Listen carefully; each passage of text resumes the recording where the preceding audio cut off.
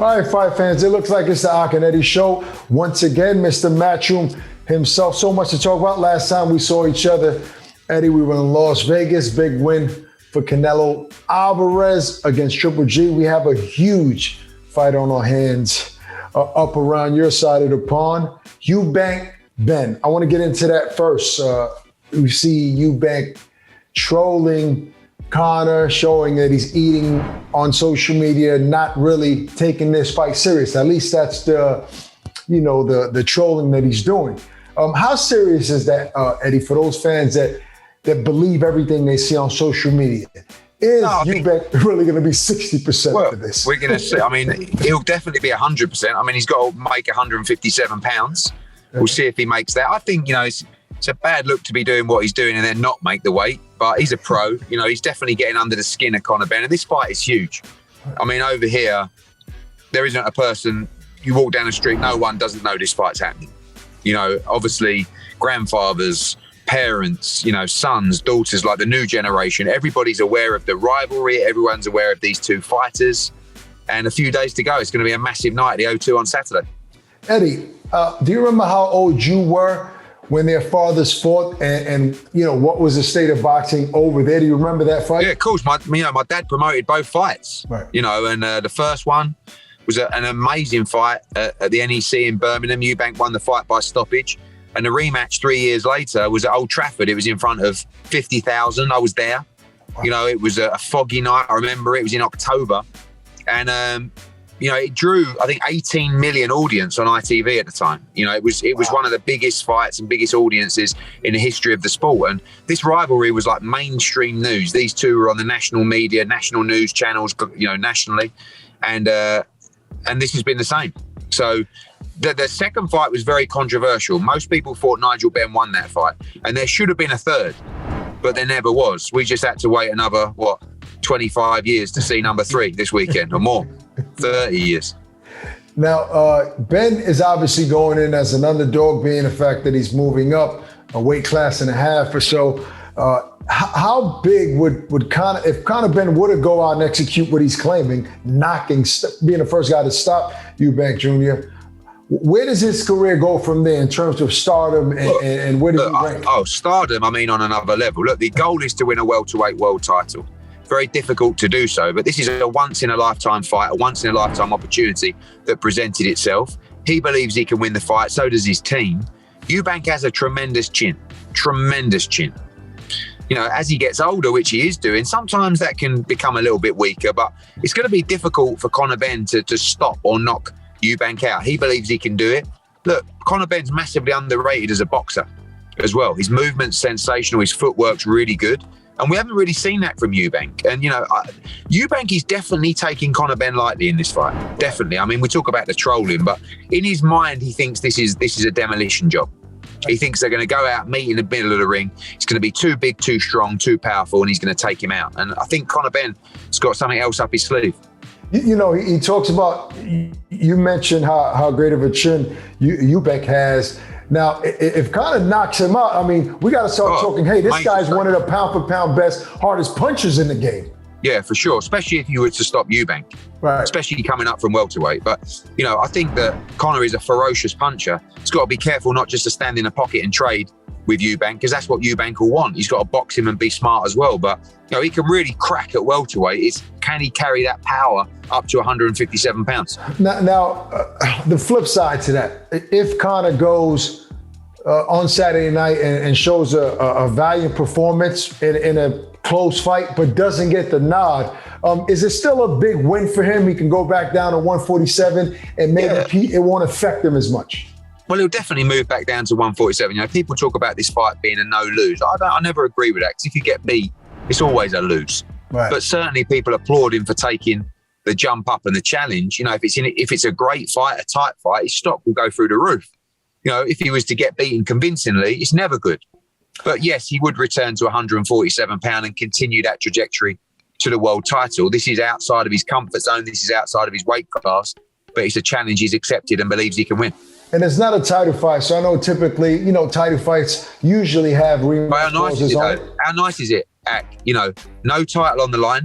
Right. No regional title. no unified title, no undisputed title, no linear championship, yet probably the biggest fight we've ever done. And it just shows you the size of the fight, where people don't care about this fight being for a belt. No, this is about something much bigger. But my point was, is there a rematch clause in this contract? No. Because no. So these guys, regardless of how entertaining the fight it's may a straight be, shootout act. That's it. One time. Yeah, one time. This fight is so huge. We could have sold out 2 Wembleys for this fight. If it's a great fight, look, we saw 2 unbelievable fights between the fathers, and we should have seen 3. Right. I'm pretty sure you won't just see one of these, but it has to be the fight that we expect it to be. Right. If the public demands for it, I guess it would make sense not to have another one if it's that entertaining. I want to move on to the heavyweight division. Obviously, we've been on a roller coaster for the last week with Fury, Joshua, and Bob Arum went on to say that, hey, you're stalling. He feels like Anthony Joshua wants to fight and his team wants to fight, but you're the one that has been stalling. And you went on record saying, hey, you send them the contract. But recently, I just heard before getting on with you that you said, as far as you're concerned, the fight is off because you have not heard back from Fury's team. I mean, firstly, shock horror, Bob Arum has blamed the other promoter for the fight falling through. I mean, let's be honest, if you ask Bob Arum what day it was, he's only 50-50 to give you the right answer these days. So, I mean, and also 3 weeks ago, Bob Arum said there is no way this fight happens. So, you know, at the end of the day, we've had 2 deadlines that have passed us by. And the final deadline was last Wednesday. We told everybody there, you got Bellew in the back, as you can see. Tony. You know, and, you know, we were told that you don't sign by Wednesday, the fight's off.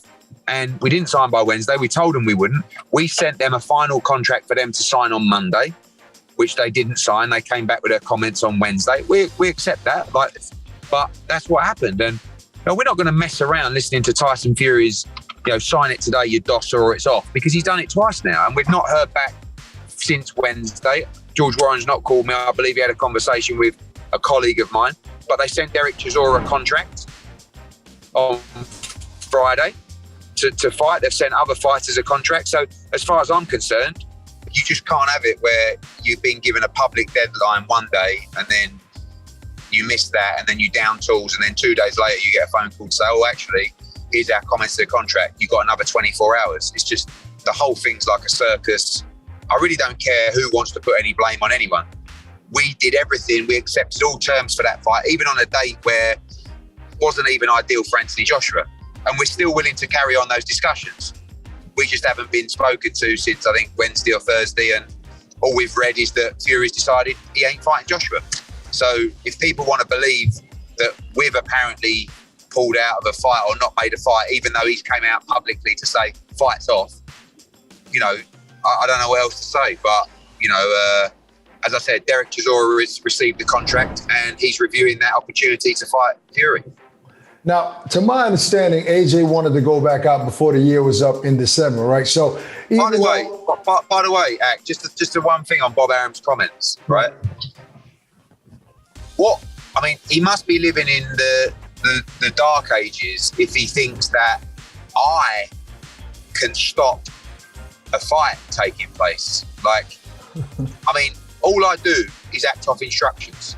Right. For a fighter of the magnitude of Anthony Joshua, just like Canelo Alvarez. You imagine me going to AJ and like saying, oh, you know, don't take this fight, or I'm not, you know, or me stopping a fight that I've been instructed to make. Very, very clear. AJ accepted the terms. He wants the fight. My job is to go out and make it right for him. Right. Now, we're not putting any barriers up at all. And this is the same if it was Canelo Alvarez. You imagine Canelo Alvarez saying to me, I want the Bivol fight, and me not wanting the bit. Like, it might work like that in Bob Arum's day, but it don't work like that now. The fighters are the bosses. We act off instructions. My instruction was make the fight. Just so happens we're dealing with a guy that 1 minute is just has one idea, the next minute he wants to fight 2 men on the same night. And he's putting Manuel Char out the hat. They're trying to make the Manuel Char fight. It's a guy who's not even ranked. Right, and the public are like, oh yeah, Manuel Char, he looks like he's in good shape. This is why it's so frustrating. I mean, your job is to obviously give your guy the best deal possible, but to actually make the fight happen. So, to my point, Joshua wants to go out back in December. At least that's what I've heard. So, what is your deadline in terms of if Bob Arum and Fury's team don't come back with anything within the next couple of days? What is your deadline and say, all right, let's start moving on and looking for another opponent for AJ? But we're already doing that. I mean, it's quite disheartening because when you've been gearing up for a Tyson Fury fight and then that fight doesn't happen and you have to go back to what will obviously be a lesser fight, we have to review that and get that in play for December 17th. So I don't know where we stand at the moment. I mean, all we hear is stuff. I've not really said anything negative across those because I want to make the fight. But then you come out and you hear Bob and that kind of stuff. And, we're only making the fight because we were told the fight's off. So what are you telling us now? It's back on. We got a new deadline. We got a third deadline here. I don't know. Let me know via Instagram. Bob Arum says about, why don't these guys just in a boardroom and sort it out? We're finding out everything on social media, on Tyson Fury's Instagram. Have you thought about that, flying out to Vegas and really getting in front of the guy? Like, stop playing games. Let's talk about this and settle it. Bob Arum has not been on one phone call. Frank Warren has not been on one phone call, one Zoom call, one meeting. That's been our team, me speaking to George Warren the whole time. So these guys are acting off hearsay. That's all. I'm telling you what's happening on the front line. Right. And you can see what's happening to the world on social media, which is Tyson Fury told us, if we don't sign the contract by Monday, the fight is off. We sent back a final version of the contract on Monday. We got the changes back on Wednesday to that contract. We were told, if you don't sign it today, the fight is off. We said, we're not signing it today. The fight is off. Okay, the fight is off again. Right. This is what we're dealing with every day.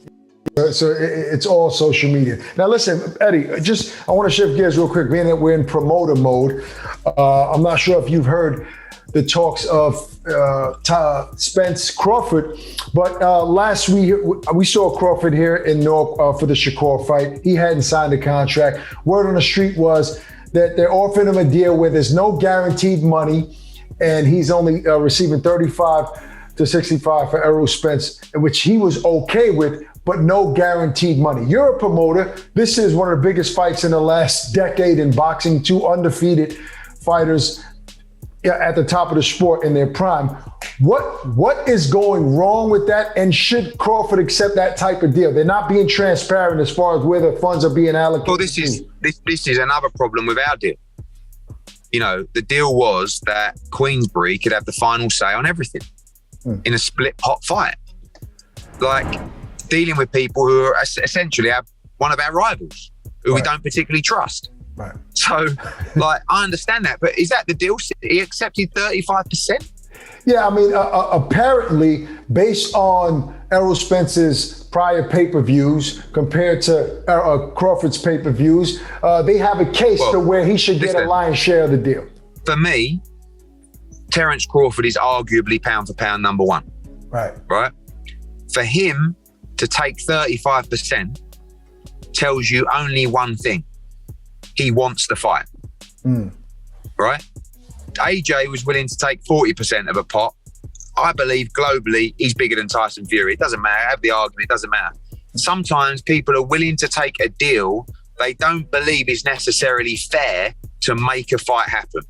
And that sounds like another case of that happening. Yeah. Terence Crawford believes in himself, and Terence Crawford wanted to take that fight because he believes he beat Errol Spence. I actually agree with him. But to not get sight, you can't do a split. Same with our deal. You can't do a split where you don't have any control over driving the revenue or controlling the costs. Right. What? Oh, you just get your check at the end. Oh, thank you very much. This is what he's like. But it's very difficult to deal with criticism or have conversations with people that don't understand the model. So is it safe to say? If you can't have control or some kind of input or control over making the commercial decisions that drive the revenue into a pot that you have a piece of, and you also can't oversee the costs of a fight, so you get your check at the end and they say, oh, here's a budget for the fight. What? What's this? You spent $1 million on a private jet for Errol Spence. and his family to go to, on holiday after. It makes no sense. So it leads me to believe, at least, is it safe to say that maybe Al Heyman and those guys don't really want Errol Spence to fight Terence Crawford, because who would agree to that deal? I don't know. I don't know the background. One thing's for sure, open book has to be applied in all splits. Right. And also, when you talk about a fighter like the magnitude of Anthony Joshua, he has a number of commercial deals across broadcast, across sponsorship, across licensing and merchandise. If you don't have any control over the commercial decisions, you're going to breach a load of those agreements in the process. It's impossible to do a deal like that. That's not as much the case with Terence. Right. But, if you're taking the short end, surely you have to see and pre-agree the costs that are ultimately going to be charged to you as a stakeholder in the show. Now lastly, look, he wants guaranteed money, right? As a promoter, knowing both fighters and where they are, what would you say is a fair share? What is the guaranteed purse that Terence Crawford should get for that particular fight? A big problem in boxing is fighters in general are grossly overpaid in terms of their actual commercial value. And I have to be honest, there have been times where Terence Crawford has been paid more money than he was worth for a particular fight.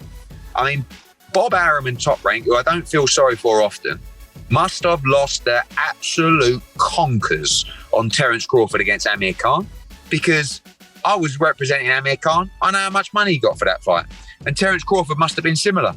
And the numbers were devastating for Top Rank. So just because you believe that you are worth X doesn't necessarily mean that commercially you are. If you have a fight, look, Fury AJ is a great example. Right. There's no guarantees because it's so big. Everyone knows it sells out the biggest gate in the history of boxing. Everyone knows it does 2 million pay-per-view buys. But the problem with Spence Crawford is the reality is, how big is it to the wider world? In boxing, it's a tremendous fight, right? One of the best fights that can be made in boxing. You're talking about two guys that probably haven't cleared into the 300,000 pay-per-view buys before. Maybe Spence when he had a dance partner with Mikey Garcia, right? But if the reality is the actual numbers will not be the numbers that the fighters would expect to make or want to make from this fight. So therefore, the open book policy is, for a promoter, is the fair way to do it. You get what you're worth. But if you can't drive the revenue, then that's not fair either. What do you feel he's worth? I want your idea. I mean, look, you talk about numbers. We just did a $22 million gate for Canelo Triple G3. They're talking about this fight having a similar gate number to that. I'm not so sure, but even if you want to call it $15 million, right? I believe this fight can do 400,000 to 500,000 pay-per-view buys. If it does 500,000 pay-per-view buys, call it $25 million in revenue. It's more than that. Right. But now you're talking about 40 million in the pot. Plus you've got sponsorship, plus you've got international TV. But you need to spend about 4 to 5 million in costs and undercard and everything. So you're somewhere around the 40 million mark conservatively in revenue. Right. So if you're talking about a 60-40 split, I mean, if it's a 50-50 split, you got 20 million each. Right. Right? If it's 40, you talk about 16 million. Right. Plus against 24. These are the numbers. And I don't believe there's a way in the world that Terence Crawford wouldn't take that. To be honest, it's not happening on November 19th. Right. It's definitely not happening. He told me himself, it's not enough time and there's too much going on. But one last thing on this, because I really want your honest opinion. The fact that Crawford hasn't sold much in the few amount of pay-per-views that he's done, what's the disconnect? Because in terms of him being an exciting fighter, he's exciting to everybody inside the ring. So why hasn't Top Rank done a better job? Sometimes fighters aren't built the right way on the way through. Sometimes they just haven't attracted the attention of the public. But Terence Crawford's an outstanding fighter. It's easy to say he hasn't done the numbers. He's never really had the dance partner. Very true. These guys need each other to do these kind of numbers. but they also need each other for greatness, right? Yeah, the winner of this fight will be the greatest welterweight of our generation. Yes. Now, I really believe that Terence Crawford wants that more than anything. Yeah. I don't know Errol Spence well enough to say, do you really want greatness? Do you really want legacy? I hope he does. But I know Terence Crawford wants greatness from this sport. Yeah. Absolutely. And I hope he gets it because I believe he wins that fight. Yeah. Hopefully we'll get it at some point. Well, listen, Eddie, I mean, I'm looking forward to this weekend. Huge fight, massive fight. Good luck on your side. Maybe we'll talk after the fight. Thanks, Eddie.